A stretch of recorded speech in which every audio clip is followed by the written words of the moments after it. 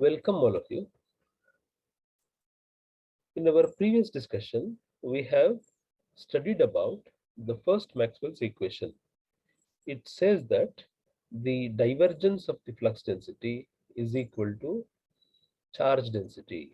Del dot D equals rho V. This is the electrostatic Gauss law for electrostatics and also known as the first Maxwell's equation. Let us continue with the Gauss divergence theorem. What is Gauss divergence theorem? It relates the flux of the vector field through a closed surface to the divergence of the vector field inside that volume.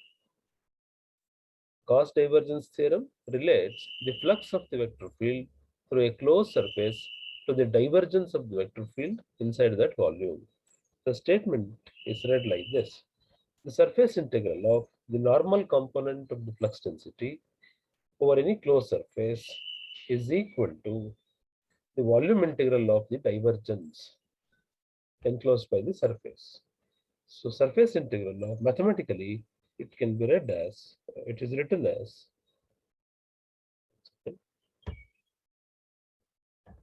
mathematically it is written as surface integral of del d dot ds, where d is the flux density.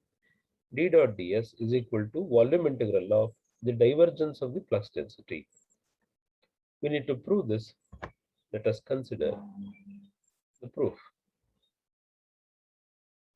Look at this diagram. There is a charge distribution and we have assumed a Gaussian surface around the charge distribution. We know Gaussian surface is an imaginary surface. Let us consider the charge distribution and assume an imaginary surface around the charge distribution. We know Gaussian surface is an imaginary surface. The charges is distributed over this volume. Let us consider a tiny volume dV, an infinitesimal small volume dV, and dq be the charges present within this volume. Then we know that charge density rho subscript V can be equal to will be equal to dq by dV. If dq amount of charges present in the volume dV, then charge density is equal to dq by dV. Or dq can be written as the product of charge density into volume. That is, the dq amount of charges present in that small volume is equal to rho v dV. Clear? So dq is the amount of charges present in the volume dV, given rho v is the charge density. Thus, the total charges enclosed by the Gaussian surface can be calculated from this equation. How do you calculate? If dq is the amount of charges present within this small volume, then what is the amount of charges present in this entire volume? We can integrate. So the amount of charges presented in the surface q is equal to volume integral of dq, or this is equal to volume integral of, instead of dq, we'll make use of this rho v dV. So volume integral of rho v dV. Now, substituting for rho v from the first Maxwell's equation, we know we have in our Maxwell's equation del dot D equals rho v. Let us substitute this in our equation here. So rho v can be written as divergence of the flux density, electric flux density. So Q is equal to volume integral of del dot D dV. Let us name this as equation 1. Now, according to Gauss law of electrostatics, we have the total charges present in the Gaussian surface is equal to surface integral of d dot ds.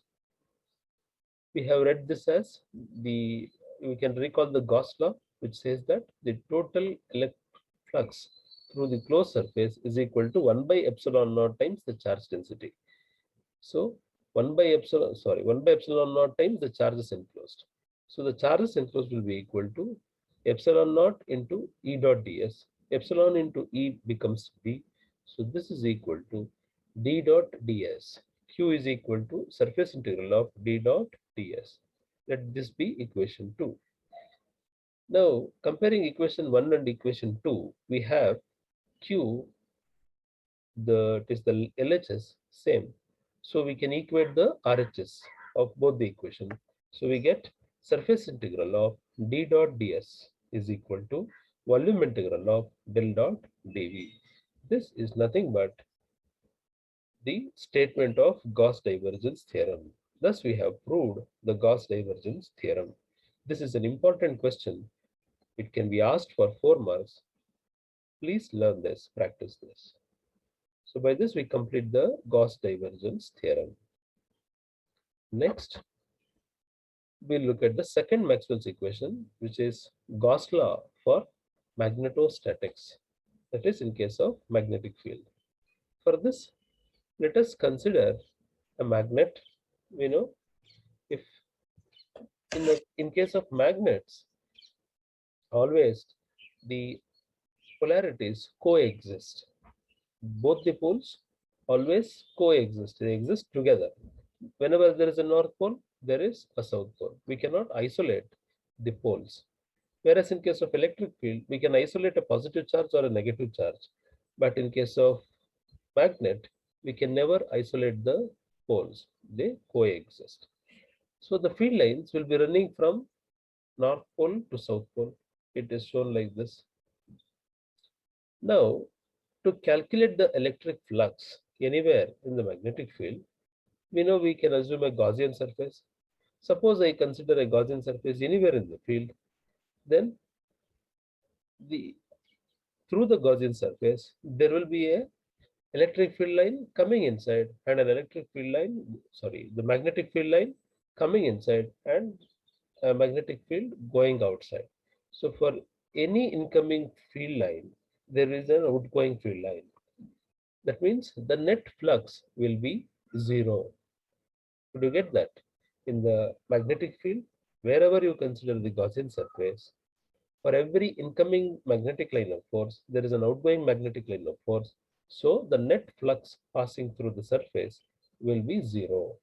That means the flux is given by surface integral of d dot ds. We know electric flux is given by integral of E dot ds. Since this is magnetic field, we can consider B in place of E. So it is surface integral of B dot ds. This is the magnetic flux through the Gaussian surface. This will be equal to 0. Since surface integral of B dot ds equals 0, from Gauss divergence theorem, we can relate the surface integral with volume integral in this way. That is, surface integral of B dot ds is equal to volume integral of the divergence of the magnetic field. So since the LHS part here is 0, we can as well write the RHS equal to 0. That means volume integral of del dot B equals 0. That implies divergence of B equals 0. That is, divergence of the magnetic field equals 0. This is the second Maxwell's equation. It is the most simple of Maxwell's equation. This is the second Maxwell's equation. It is simply based on the concept that the net electric flux through the Gaussian surface, the net magnetic flux through the Gaussian surface is equal to 0. Since the net flux is 0, its divergence will be 0. By this, we complete the second law of Maxwell's equation. We have looked at the second Maxwell's equation. There are 4 Maxwell's equations. This is the second Maxwell's equations. Next, we look at the third Maxwell's equation. Before that, we need to mention the Stokes theorem. What is Stokes theorem? Stokes theorem relates the surface integral with line integral. Stokes theorem relates surface integral with line integral. In contrast to the divergence theorem, where Gauss divergence theorem relates the surface integral with volume integral, whereas here Stokes theorem relates surface integral with line integral. The statement is the surface integral of curl of f, it can be any vector field, throughout a chosen surface is equal to the circulation of the f around the boundary of the chosen surface. Mathematically, it is simple. It is curl f. surface integral of the curl f is equal to line integral of the vector field. Surface integral of any surface integral of the curl of any vector field is equal to its line integral. So this is the statement of Stokes theorem. We need to remember this. It is there is no proof for this. I mean, we need not study. We need to remember this equation. Next, we look at the Faraday's law of electromagnetic induction. Now let us look at the third Maxwell's equation, which is Faraday's law of electromagnetic induction. We know Faraday performed various experiments and concluded that whenever the magnetic lines of force are intercepted by the conductor, an EMF is induced in the conductor. So let us look at this diagram here. We have a bar magnet and a copper coil wound on copper wire wound on the insulation and the free ends connected to voltmeter. When this magnet is inserted into this copper wire loop, the voltmeter records a deflection. That means there is an EMF induced in the coil.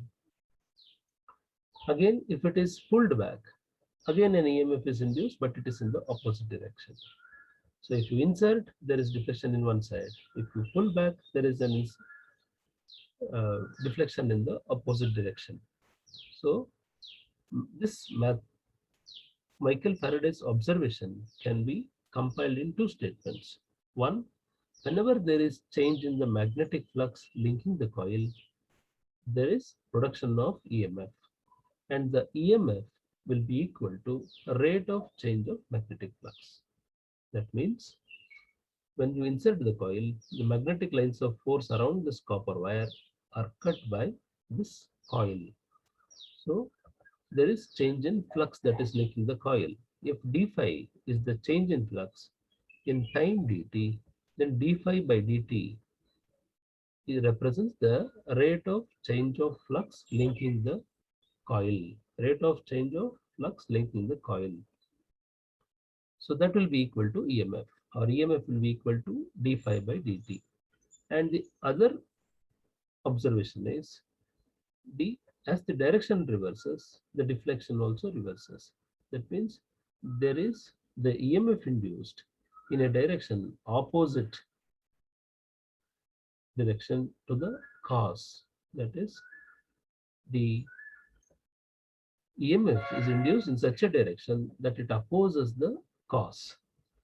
So this is put together both the observations. We can write the EMF is equal to minus d phi by dt. So EMF is equal to minus d phi by dt. This is the Faraday's mathematical form of Faraday's law of electromagnetic induction. Just remember that whenever there is change in magnetic flux, there is an induced EMF.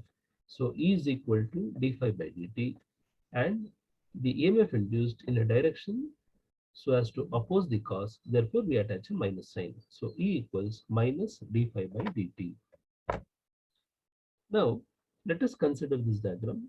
In this, let us consider a small loop here, one of the loops. When there is movement of this magnet, there is the magnetic field intercepted by this coil is changing. So the magnetic flux is intercepted by this coil. We can see like this. So when magnet is taken inside, the magnetic field is cut by this coil. So I can write this diagram like this. This is the coil, circular, one of the circular coil. So when magnet is inserted, there is change in magnetic flux that is intercepted by this area. So the magnetic flux can be written as magnetic flux through the surface can be written as B dot ds. If B is the magnetic field intensity, can we write the magnetic flux as B dot ds? Because we know when there is electric field cut by a surface, the electric flux is equal to E dot ds. Similarly, here, since B is the magnetic field, the flux through the surface will be equal to B dot ds. So if that is B dot ds, we have the total flux through this surface can be obtained by integrating this equation b dot ds.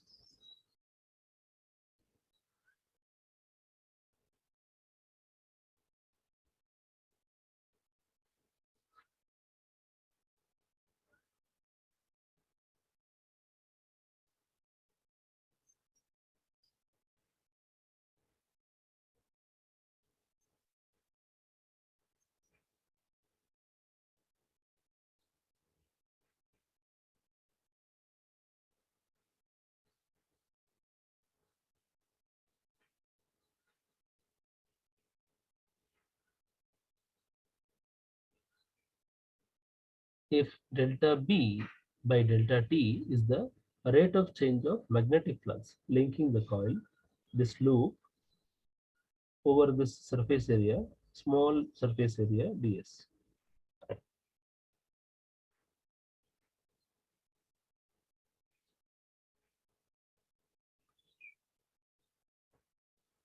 Consider this example. Here we have a magnetic compass inserted into this loop of copper wire. Let us consider one of the loops. Let us consider one of the loops here. Let this be the circular loop. When magnetic field is inserted into this coil, there is time varying magnetic field. So that is given by delta B by delta T. Time varying magnetic field that is intercepted by this surface. Now on this surface, let us assume an imaginary surface ds, a small infinitesimal area ds. Then delta B by delta T dot ds gives the change in magnetic flux over this surface ds. So if we want the total change in flux for this entire surface, we need to carry out a surface integration. So surface integral of delta B by delta T dot ds. That is nothing but total change in the flux that is linking the coil. So I can write d phi by dt is equal to surface integral of delta B by delta T dot ds. We have E is equal to minus d phi by dt, and we have understood that d phi by dt is equal to surface integral of delta B by delta T dot ds. So comparing these two equations, I can write this as E equals minus surface integral of delta B by delta T dot ds. So E is equal to surface integral of E is equal to surface integral of minus of surface integral of delta B by delta T dot ds. Let us name this as equation 4. Now, the EMF is induced in this loop. The total EMF induced can be calculated using the line integral. So, EMF will be equal to line integral of E dot dl. This is equation 3. Equating equation 3 and equation 4, we can get line integral of E dot dl is equal to minus surface integral of delta B by delta T dot ds. This is Faraday's law in integral form. Here we have EMF written as E dot dl as line integral of E dot dl, and the right hand side is the rate of change of flux linking the coil. So this is the integral form of Faraday's law. We need to express this in the differential form. For that, let us make use of the Stokes theorem. From Stokes theorem, we know it converts line integral to surface integral. So line integral of E dot dl is equal to surface integral of curl of the E dot ds. So using this, we can write. So here in this equation, we have line integral of E dot dl. This can be written as curl of E dot ds, surface integral of curl E dot ds. I have in the previous equation, that is equation 5, using Stokes theorem, the left hand side has been changed. The right hand side remains as it is. So the equation becomes surface integral of curl E dot ds is equal to minus of surface integral of delta B by delta T dot ds. Bring this to the other side of the equation, so it becomes curl E, surface integral of curl E dot ds plus surface integral of delta B by delta t dot ds equals 0. So simplifying this equation, we will get curl E is equal to minus delta B by delta t. Curl E is equal to minus delta B by delta t. This is the differential form of Faraday's law. This is the third Maxwell's equation. So third Maxwell's equation is the mathematical version of Faraday's law. It says that curl E is equal to minus delta V by delta T. That is, curl of the electric field is equal to rate of change of magnetic field. So thus we have looked at the third Maxwell's equation. Now let us look at the Biot-Savart's law. What is Biot-Savart's law? Biot-Savart's law help us to find out the magnetic field intensity at a point when we have the current carrying conductor. Biot-Savart's law helps us to find out the magnetic field at a point around the conductor which is carrying a current. Suppose XY is the conductor carrying current I through it, and I need to find out a magnetic field developed at the point P. Then we can make use of Biot-Savart's law. The Biot-Savart's law says that the magnetic field intensity at a point depends on various factors. One, it depends upon the here the magnetic field. Biot-Savart's law, according to Biot-Savart's law, the magnetic field intensity at a point, the magnitude of the magnetic field at a point P is directly proportional to strength of the current flowing through the conductor. So if I is the current flowing through the conductor, then magnetic field at P is proportional to I.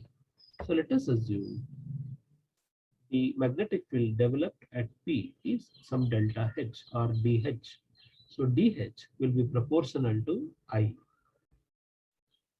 So we look at this equation, we have dH proportional to I. Not only I, the I in the magnetic field dH is proportional to the length of the infinitesimal element.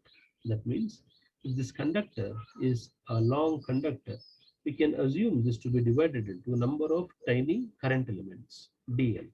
So the magnetic field developed depends upon the dl also. It is directly proportional to this length dl. So dH is proportional to dl. dH is directly proportional to sine of angle between the infinitesimal element and the line joining the point and the infinitesimal element. That means if we consider the center of this infinitesimal element, the magnetic field at P is proportional to sine of the angle between the line joining external point P to the center of this current element and the length of this current element. Could you get that? The magnetic field at P is proportional to the sine of angle between the current element and the line joining the center of this current element to this external point. So if theta is the angle between dl and the line joining P to the center of dl, then dH is proportional to sine theta, that we have shown here. So dH is proportional to sine theta. And finally, dH is also inversely proportional to the square of the distance of separation between the current element and the external point.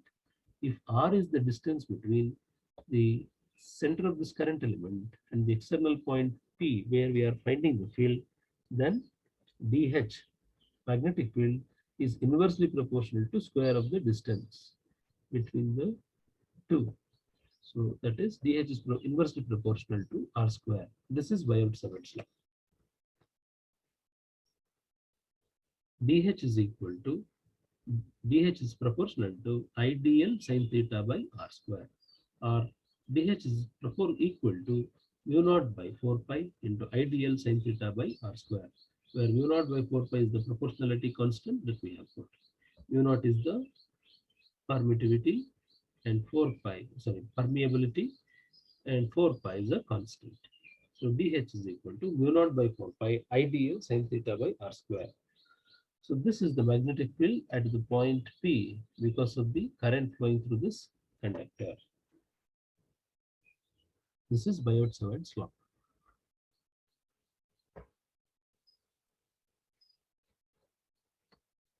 Next, we look at Ampere's circuital law. We know that in 1823, Ørsted, Hans Christian Ørsted, discovered the magnetic effect of electric current. Ampere provided the mathematical formulation for this. So in 1825, Ampere published his Ampere circuital law. So according to this law, if there is a current flowing in a conductor, we know there is a magnetic field around it. Ampere measured the magnetic field around it. He said that the magnetic field strength around a closed loop will be equal to the current enclosed by the loop.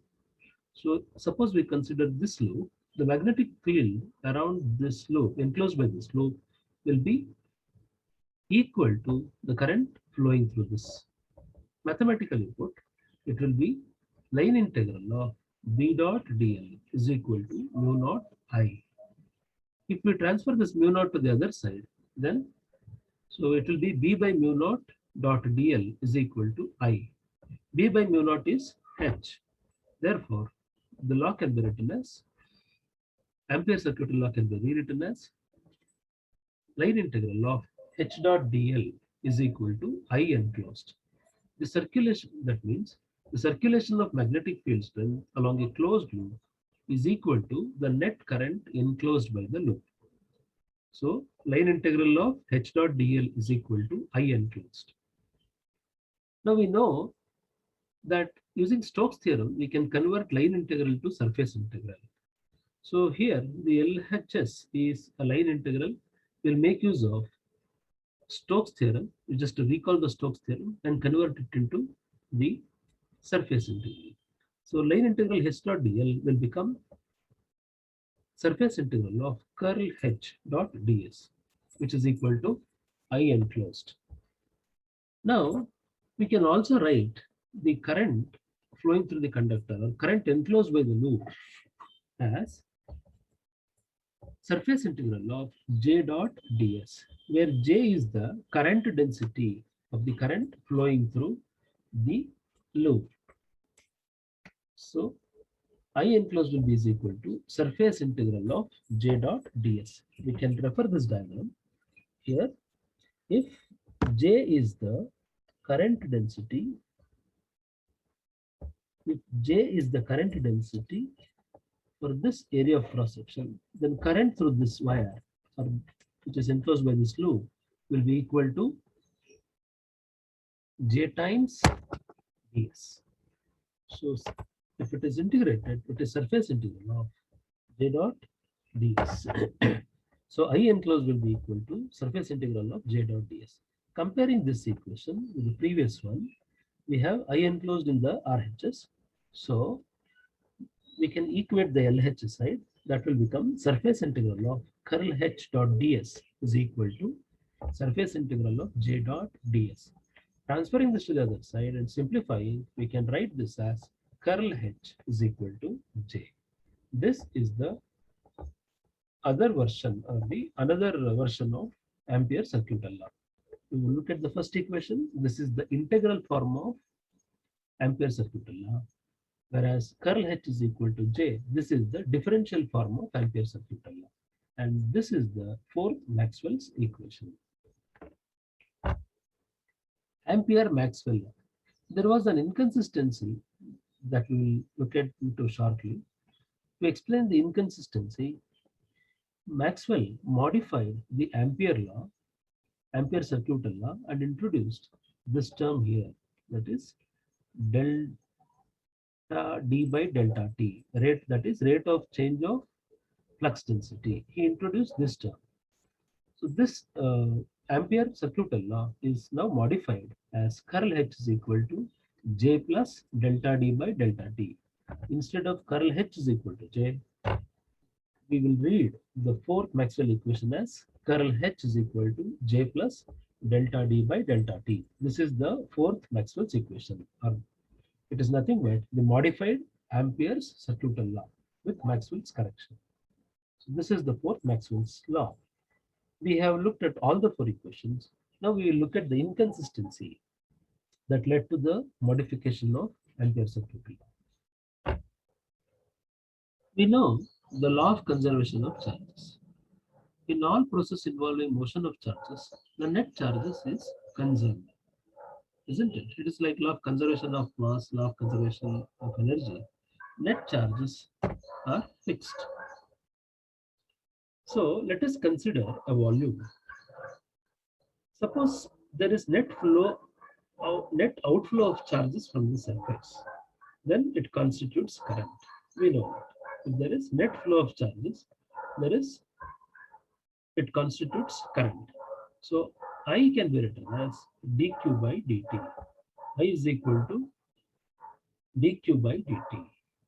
That is the rate of change of charges with respect to time constitutes current. But if there is net flow, outward flow of charges, then this equation becomes I is equal to minus dq by dt, because there is reduction in the charges. Or we can also assume like this. Suppose the surface is distributed with charges. If some charges get away from the surface, then we say there is net reduction in the charges. So if dq amount of charges decrease in delta t of time, then dq by dt represents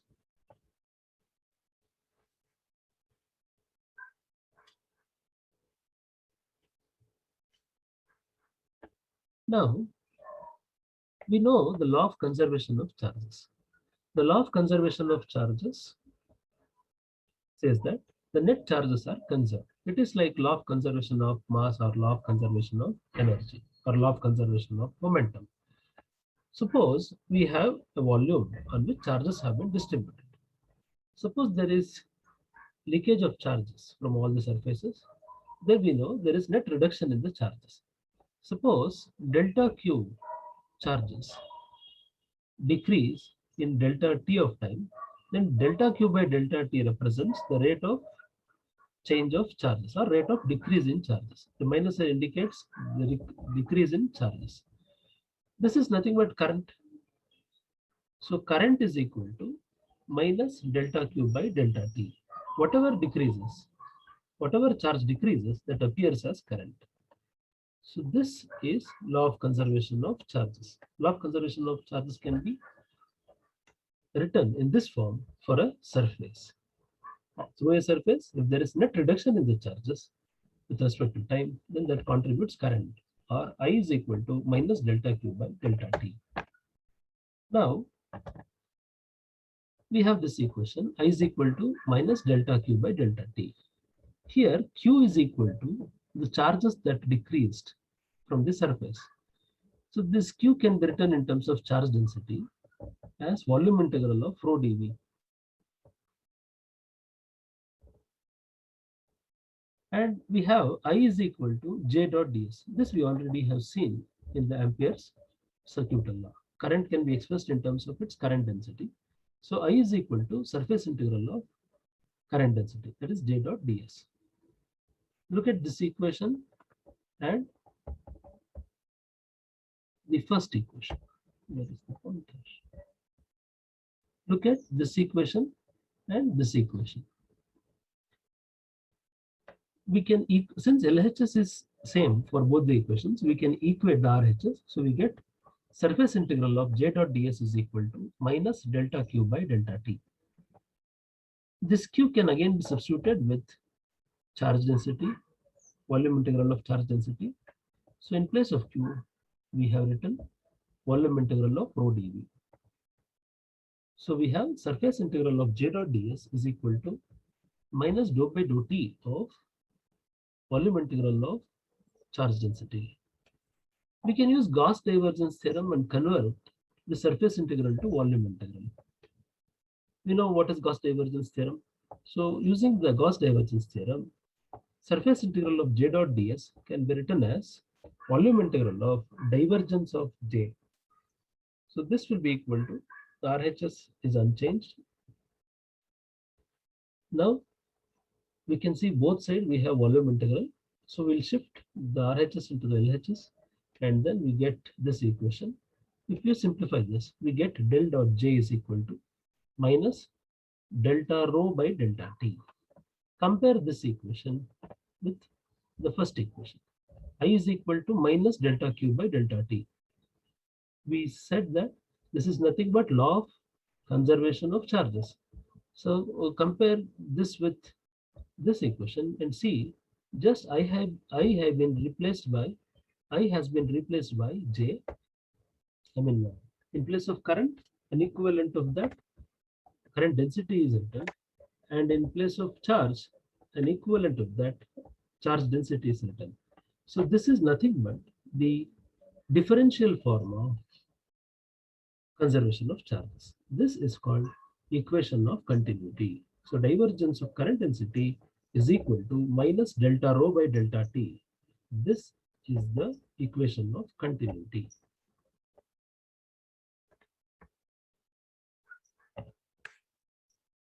This equation of continuity should always be valid because it is it is nothing but law of conservation of charges, isn't it? Now let us consider a DC circuit and see whether equation of continuity holds good. If this we have considered a simple or a resistor circuit, and let us assume an imaginary surface here, a Gaussian surface. We can see that for a steady current flowing through the circuit, the amount of current that enters the surface will be equal to the amount of current that leaves the circuit. So the net charge in this surface will be equal to the net change in charge will be equal to 0. So delta Q by delta T will be 0. That means delta rho by delta T will also be 0. Thus, the continuity equation becomes divergence of J will equal to 0. Divergence of J is equal to 0. Thus, equation law of continuity is obeyed. The equation of continuity is obeyed here. Law of conservation of charges are obeyed. Now let us consider an AC circuit. In the AC circuit, the capacitor circuit, let us consider this is a capacitor connected to an AC source. Now let us assume an imaginary surface here enclosing one plate of the capacitor. Right. Now, during positive half cycle, we know that this plate will be at positive potential. There will be positive charges here, and this plate is at negative charges. Then you try to look at the law of conservation of charges. When this plate is at positive potential, there is a net positive charge on this plate.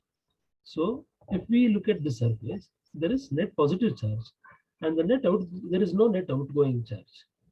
There is only an incoming current, no outgoing current, isn't it? So that means equation of continuity is not obeyed here. According to equation of continuity, law of conservation is obeyed, but here there is net flow of charges, non-zero flow of charges.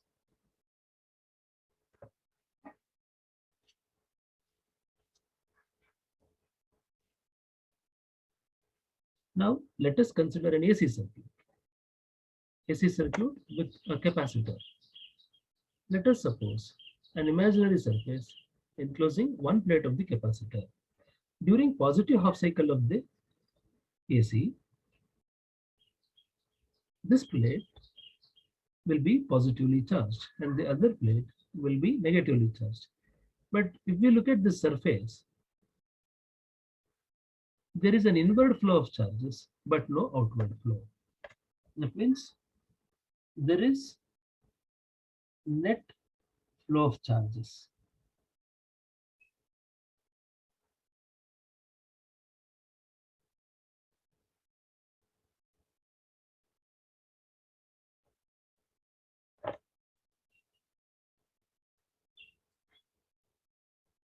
Now, let us look at the AC circuit.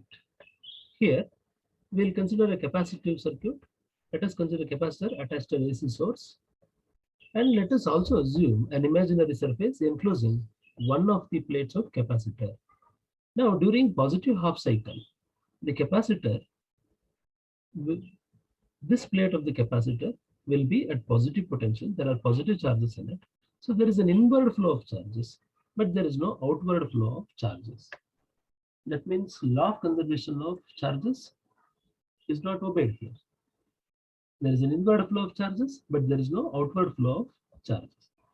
There is law of conservation is the law of conservation is not obeyed. So to explain this inconsistency, Maxwell proposed the concept of displacement current. He said that Maxwell proposed the concept of displacement current. He said that between the plates of capacitor also there is flow of current. Actually,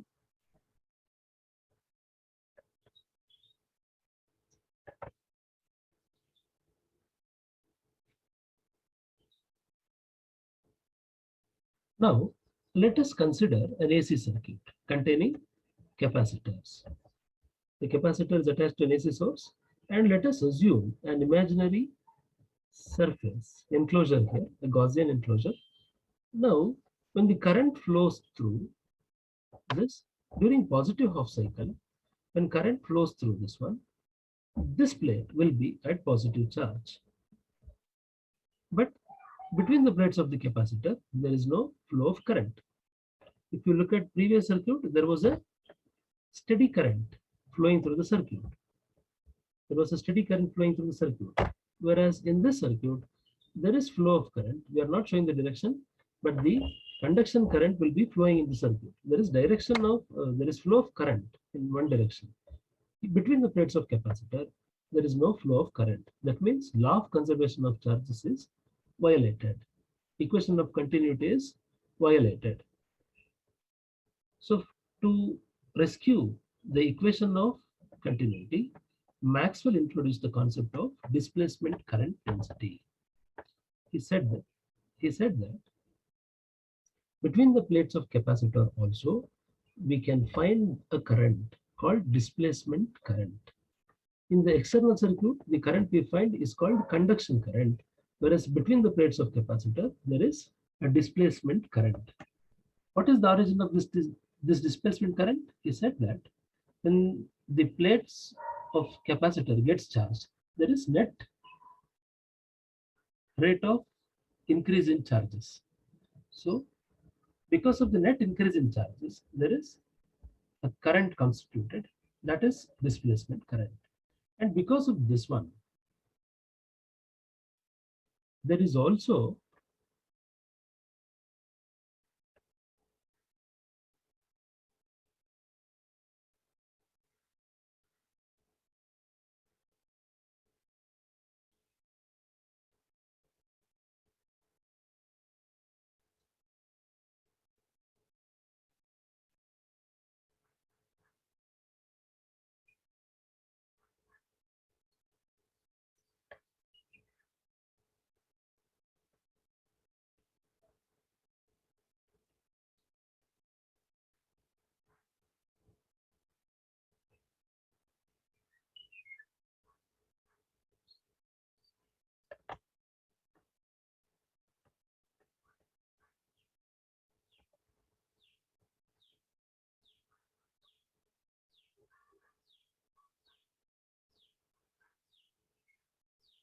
in the external circuit, there is conduction current inside the capacitor. Between the plates, there is a displacement current. What is this displacement current? What is the origin of this displacement current? Maxwell proposed that when the capacitor gets charged, there is increase in charges around the plates of the capacitor. So there is net change in the charges. Because of the net change in the charges, there is an electric field established between the plates of the capacitor, and this electric field is varying with time. So because of that, the varying electric field with time also gives rise to flux. So this constitutes the displacement current. So in electromagnetism, displacement current is a quantity appearing in Maxwell's equation that is defined in terms of rate of change of electric field. So because of the varying electric field, it constitutes current. He termed that current as displacement current. Displacement current has the units of electric current density, and it has an associated magnetic field, just as actual currents do. Displacement current is associated with magnetic field, but it does not describe the flow of charges. These are the properties of displacement current. So the net current will be equal to conventional current plus displacement current. This is the correction or Maxwell's suggestion to rescue the equation of continuity. Now, because of this Maxwell's modification of, because of this Maxwell's suggestion of displacement current, we know there is net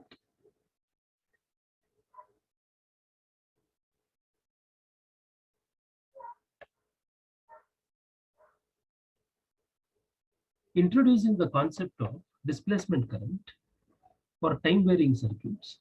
Maxwell suggested corrections to the Ampere's law. So we know that from Maxwell's first equation, we have del dot D equals rho V. So if we differentiate this with respect to time, we get delta by delta T of del dot D is equal to delta by delta T of rho V. Here, we can push this delta by delta T to the inside of divergence. So it will be del dot delta D by delta T. This will be equal to delta rho by delta T. The equation of, let us name this as equation 1. The equation of continuity, we know it is given by divergence of current density is equal to minus delta rho V by delta T. So using this equation, in equation 1, we can write del dot J is equal to minus del dot delta D by delta T. Or transferring this to the other side, del dot J plus delta D by delta T equals 0. So for time varying currents, time varying circuits, del dot J will be equal, del dot J equals 0 does not hold good. So instead of J, we have to use J plus delta D by delta T. So putting this modification in Ampere circuitry law, the new Ampere circuitry law will become curl H is equal to J plus delta D by delta T. You know, this is Ampere circuitry law. So in place of J, we have replaced with J plus delta D by delta T. So the modified equation becomes curl H is equal to J plus delta D by delta T. This is the fourth Maxwell's equation. Thus, we have looked at all the four Maxwell's equations. Now, let us derive an expression for the displacement current. We know what is displacement current, so we'll try to derive an expression for the displacement current. Consider an AC circuit containing a capacitor. So this is an AC circuit containing a capacitor. Let A be the area of each plate of this capacitor. The potential applied be Vs into e power j omega t. Okay, so the potential difference applied across the plates of the capacitor is given by Vs into e power j omega t, because this is a function of time. Therefore, the flux density developed between the plates of the capacitor will be equal to epsilon times the electric field between the plates of the capacitor. E is the electric field strength. For parallel plate capacitor, we know electric field strength will be equal to the potential difference between the plates divided by the separation between the plates, where D is the separation between the plates. So E is equal to V by D. D is equal to capital D, that is the flux density. Electric flux density is equal to epsilon E. And this big capital E, that is the electric field strength, is equal to potential difference divided by separation of the plates. Using this equation, and the applied potential V is given by so much, equation 3. Using equation 2 in equation 1, we get D is equal to epsilon V by small d. That is, electric flux density is equal to epsilon V by D. Substituting for V from equation 3, we get D is equal to epsilon Vs Ej omega t by D. If D is the displacement current, then displacement current density will be equal to displacement current divided by area of cross section, that is the area of each plate of the capacitor. But displacement current is equal to delta D by delta T. Therefore, ID by A is equal to delta D by delta T. Or ID is equal to A times delta D by delta T. Using equation 4, we have ID is equal to A into dou by dou T of epsilon Vs Ej omega t divided by D. So let us differentiate this term with respect to T. We get ID is equal to J omega epsilon A by D into Vs e power J omega t. So this is the expression for displacement current. Thus we have obtained the expression for displacement current. So also we have listed the Maxwell's equation for static fields as well as time varying field. For static field, that means for steady current, we know Gauss law for electrostatics is del dot D equals rho V. Faraday's law is curl E is equal to 0. Faraday's law. Gauss law for magnetic fields, del dot B equals 0. Ampere's law, curl H is equal to J. But for time varying fields, Gauss law will be del dot D equals rho V. Faraday's law will be curl E is equal to minus delta B by T. And Gauss law of magnetic field will be del dot B equals 0. Ampere Maxwell's law will be curl H is equal to J plus dou D by dou T. By this, we complete the 4 Maxwell's equations.